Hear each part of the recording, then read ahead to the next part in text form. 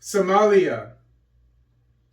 Somalia's neighbors to help wipe out al-Shabab. On Wednesday, February 1st, 2023, Somali President Hassan Sheikh Mohammed hosted a defense summit in his nation's capital, Mogadishu, with Kenyan President William Ruto, Djibouti President Ismail Gele, and Ethiopian Prime Minister Abiy Ahmed as his guests.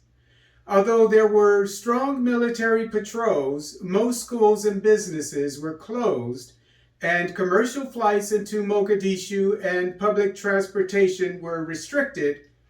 Al-Shabab managed to strike near the presidential palace with 4 mortars in the Somali capital just hours before the meeting. The defense ministers and defense chiefs of the respective countries also met on Tuesday in Mogadishu, apparently to give recommendations on how to eradicate the al-Shabab insurgency.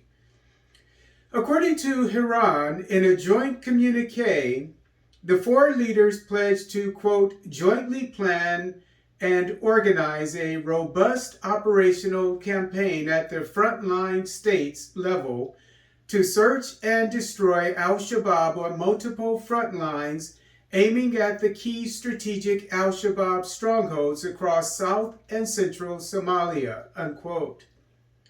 According to the East African, Ethiopia, Kenya, and Djibouti are considered Somalia's frontline states because they each have a common border with the Horn of Africa nation and contribute troops to the African Union Transition Mission in Somalia, ATMIS, the peacekeepers that replace the African Union Mission in Somalia, AMISOM.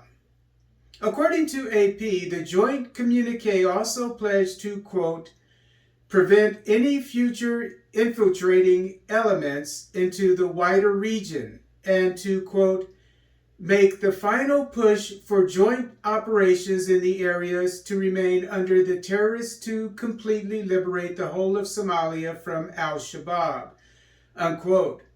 Since Mohammed became president of Somalia in May 2022, the al-Shabab ranks have been decimated by the Somali National Army and local militias called Mawisli, who have been on the offensive against al-Shabab in the last 6 months. As Somalia has been under a UN arms embargo since 1992, which restricts the weapons, ammunition, and other military equipment the nation can purchase, and requires Somalia to report any weapons it plans to purchase and any military training it receives to the UN Security Council, it is likely that initiating an international effort to pressure the UN to lift the arms embargo was discussed during the summit.